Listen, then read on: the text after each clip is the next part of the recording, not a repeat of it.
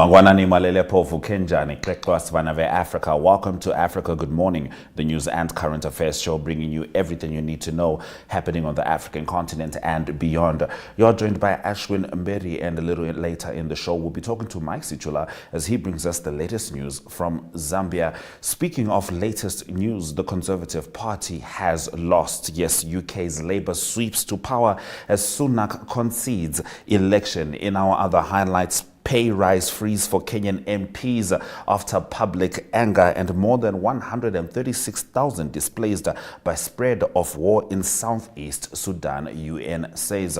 We'll be looking at that top story that is stemming from the UK just now. But oneup2.com, DSTV 285, GoTV 25, Network Media Hub on YouTube is precisely where you can find us. Top stories shortly.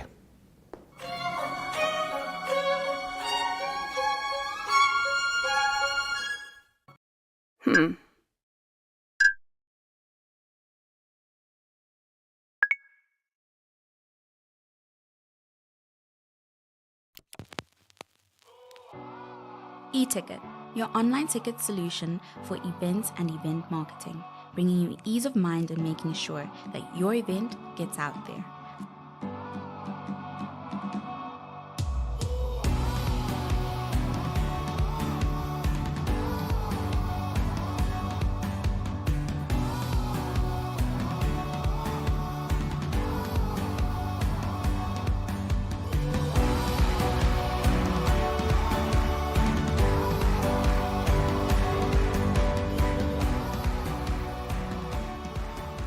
For more information, contact events@nmh.com.na.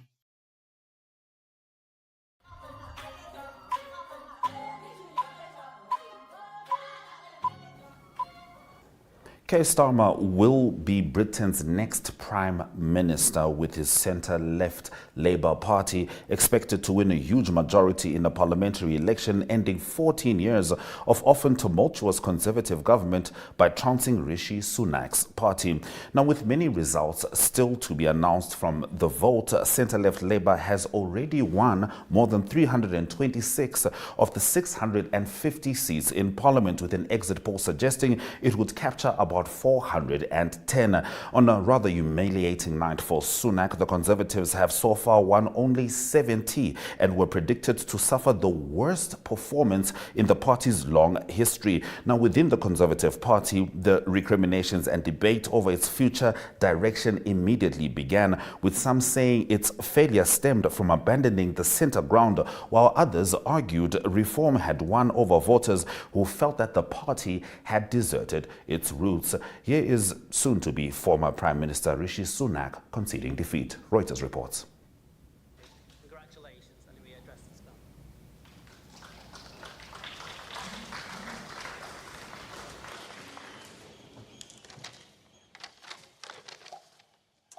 Good morning. Could I start by thanking the returning officer and all the team who've been working here at the count and at the polling stations today. You make our democracy possible. I'd also like to thank the police who have ensured that we can conduct this ballot here in North Yorkshire, but also across the country in safety. On this difficult night, I'd like to express my gratitude to the people of the Richmond and Northallerton constituency for your continued support. Since I moved here a decade ago, you have made me and my family feel so at home, and I look forward to continuing to serve as your Member of Parliament. It is an enormous privilege. I'm grateful to my agent and constituency team, and I congratulate my opponents here on the energetic and very good-natured campaigns that they have run. The Labour Party has won this general election, and I have called Sir Keir Starmer to congratulate him on his victory. Today, power will change hands in a peaceful and orderly manner, with goodwill on all sides. That is something that should give us all confidence in our country's stability and future. The British people have delivered a sobering verdict tonight. There is much to learn and reflect on, and I take responsibility for the loss. To the many good, hard-working Conservative candidates who lost tonight, despite their tireless efforts, their local records of delivery, and their dedication to their communities, I am sorry. I will now head down to London, where I will say more about tonight's result before I leave the job of Prime Minister, to which I have given my all. I will then return here, to my family's home, and I look forward to spending more time with you all in the weeks, months, and years ahead. Thank you.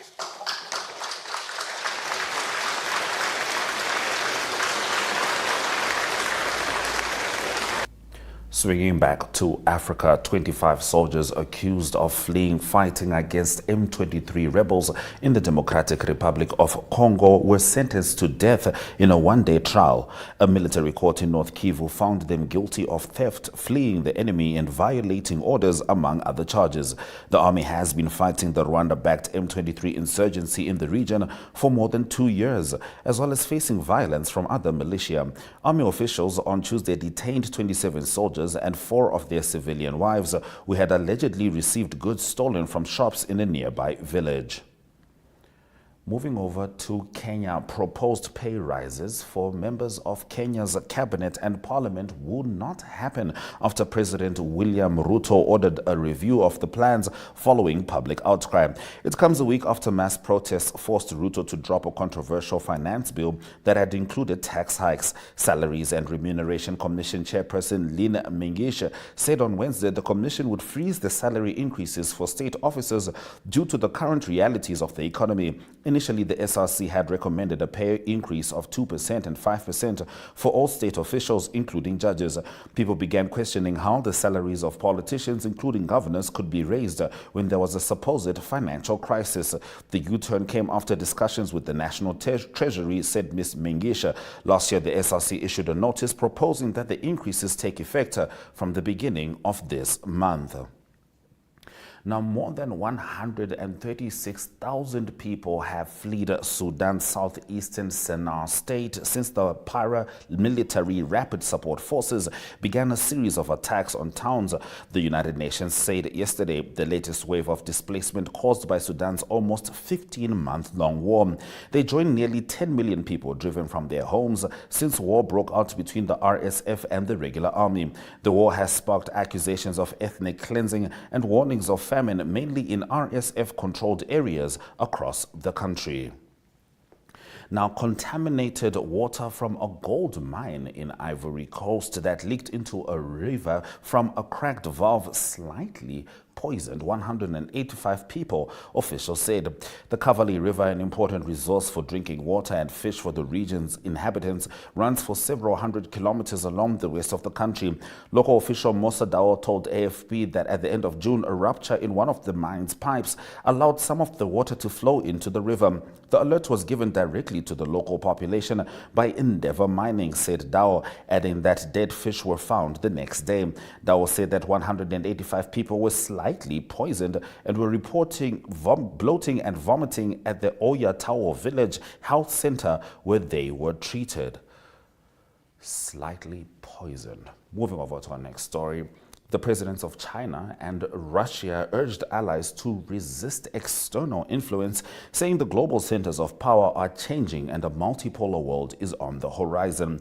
Russian President Vladimir Putin and his Chinese counterpart Xi Jinping were in Kazakhstan's capital of Astana for a gathering of leaders from the Shanghai Cooperation Organization, a regional bloc that Moscow and Beijing see as a counterweight to U.S. hegemony on the world stage. Xi called on the countries to resist external interference, while Putin said new centers of political and economic might are on the rise. All right, after the break, we'll be talking to Mike Sichula about the politics in Zambia and other stories stemming from what they call and what we know as the real Africa.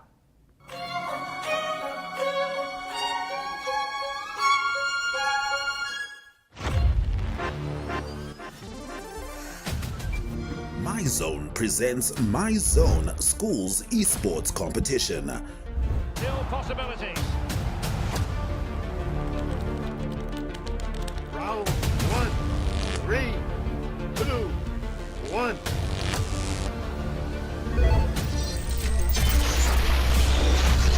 We have 50 minutes to go. Caution. Yeah, no surprise there. That was always going to be a booking. From deep three-point range, Green with the Join us on the 27th of July at the MTC Innovation Hub for an action-packed day of esports excitement.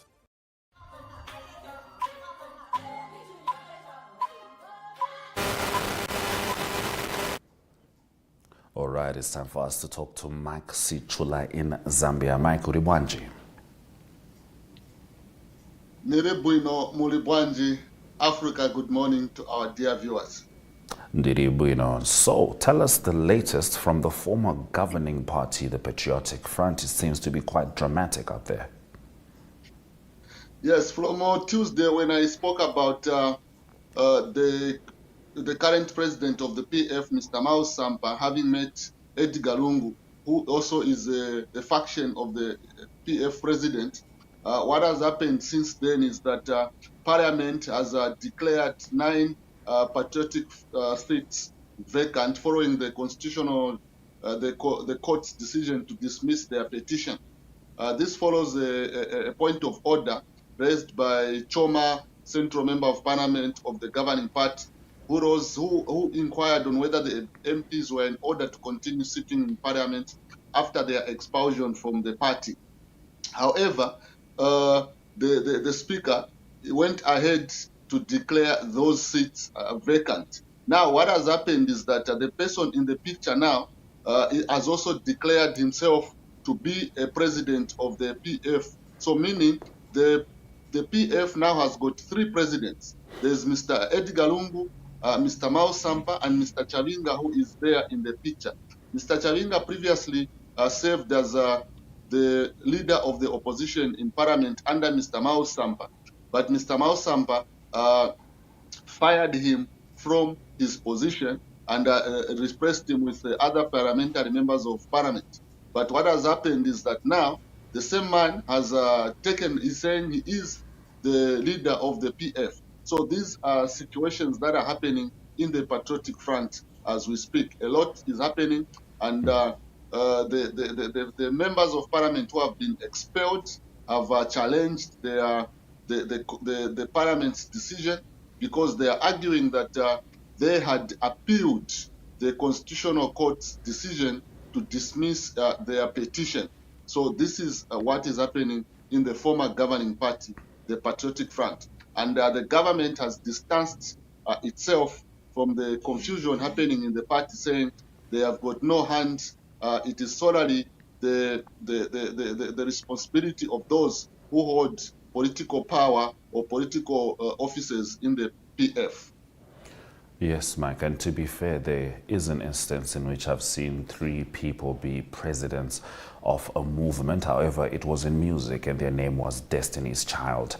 Now, there's a hippo that is known for attacking residents, but in a video lately, some onlookers were looking at the hippo and this time it didn't attack them. Tell us about this story. We know hippos have got rather short tempers.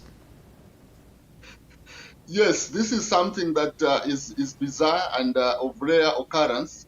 I'm sure our directors can show the video as you can see, the hippo emerged from the Zambezi River along one of the banks in Libona village. So people, when they saw it, you can see the people are too close to it. When the people are speaking, the hippo was more or less like gesturing to what people were speaking. So according to people on the who are familiar with this story, they say that the area where this hippo emerged from the banks has not had a traditional leadership for almost a year. And according to them, they're saying the hippo showed up to the Libona loyal village subjects just to bring a message that the vacant throne will be filled in a few months to come. It was a sign of goodwill, hence some of the women and men gave the hippo royal traditional salute, and then it disappeared in the deep waters of the Zambezi River. So this is what locals have been able to say, but the Department of National Parks and Wildlife has not issued any statement with regard to the occurrence. But concerned citizens who have seen this video have called on the Department of National Parks and Wildlife to ensure that they take proactive measures, because maybe next time the hippo may not be this friendly, it may attack people. Absolutely. I do find it interesting, the idea that the people could have been communicating to the locals. I have to say, as a sports fan, the first thing I thought about was, that octopus which predicts matches. And then I remembered yesterday something else emerged, which was the groups for AFCON qualifiers for Zambia. And so when I saw the hip-hop nodding, I assumed it was, telling us how many goals Chipolopolo might score, but we'll let the Parks and Wildlife Resources handle that one, Mike. Now, unfortunately, we need to take a rather sharp left. This is quite a sad story. 4 children aged between 6 and 10 were attacked by 2 masked men.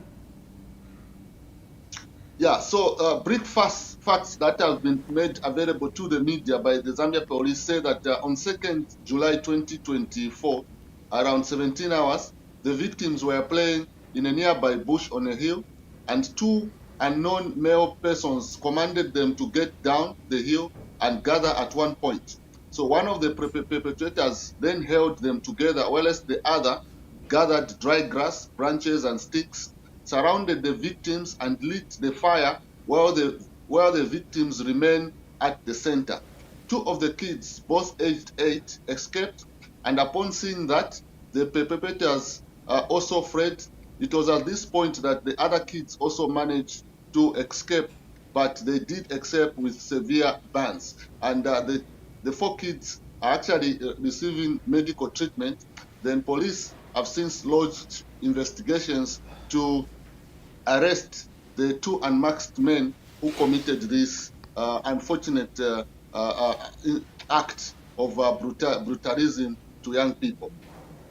Yes, indeed. Truly horrific. I'm glad all the children survived, and may they get all the trauma response that they need at this time, trauma support rather. Now in sports, the Copper Queens will play New Zealand on July 13, 2024, and this is Paris Olympics. But however, it is in an international friendly, preparing for the Paris Olympics. So it's pre-Paris Olympics. Exactly. So Coach Bruce Mape has since named his 22 squad for the Olympics. Notables, for obvious reasons, is Barbara Banda, Rachel Kundananji, but some players who previously featured at the World Cup, for instance, Belemu, Margaret Belemu, and Irene Lungu, these have been dropped for lack of form. Some of them just recently graduated from military training, and they did not have the form that made them so hold these positions in the Copper Queens. So that's one of the reasons that has been cited. So the team is expected to shift base to France for the final round of preparations. This is according to FAS General Secretary Ruben Kamanga, who also says that the game against New Zealand is one of the few that has been organized in line with the caliber of opponents in Group B. Zambia is in Group B together with the United States of America, Australia, and so this, and also they're also going to face Germany in the same group. So the Football Association of Zambia is ensuring that the Copper Queens receive the best preparations ahead of their second Olympics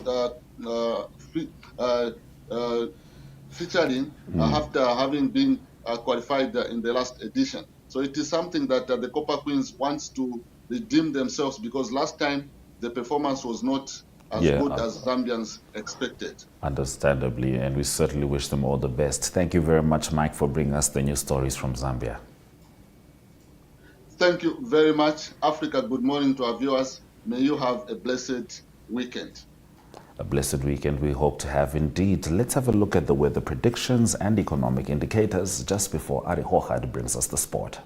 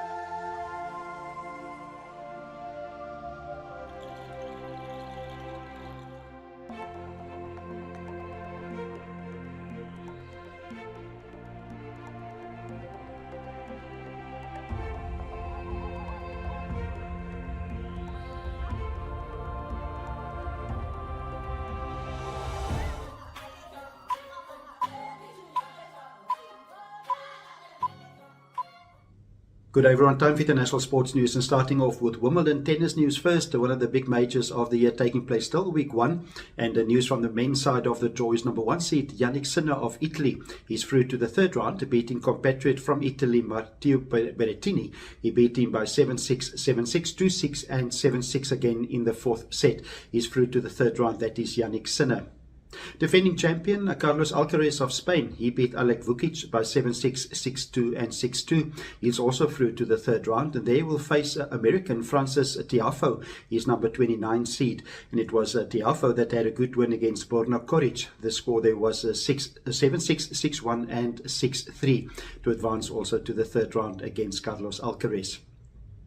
On the women's side of the draw, it is local favourite Emma Raducanu. She had a good win against Elise Mertens, and she's through to the third round in almost 3 years of major tennis. She beat her by 6-1 and 6-2.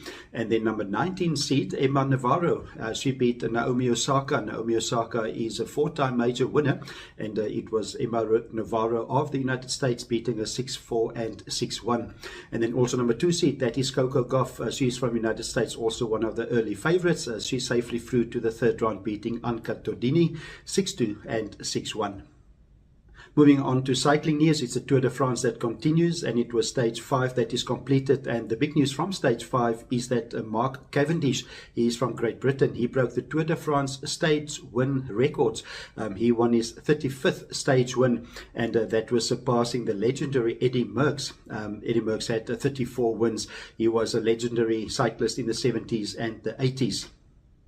It was Mark Cavendish that won a sprint finish in stage 5, and it is still Tadej Pogačar that is the leader. That is the yellow jersey at the moment. Tadej Pogačar finished in the bunch in the sprint finish, and second at the general classifications at the moment is Remco Evenepoel, 45 seconds behind Tadej Pogačar, and then Jonas Vingegaard, 55 seconds behind the leader at the moment.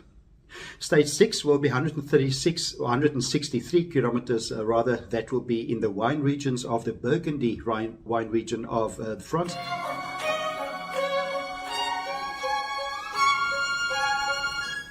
DSTV2 at 5, GoTV25, OneUp2.com, and Network Media Hub on YouTube. Thank you for staying with Africa Good Morning throughout the week. From me, Ashwin Bedi, and the AGM team. Sweraja Kanaka.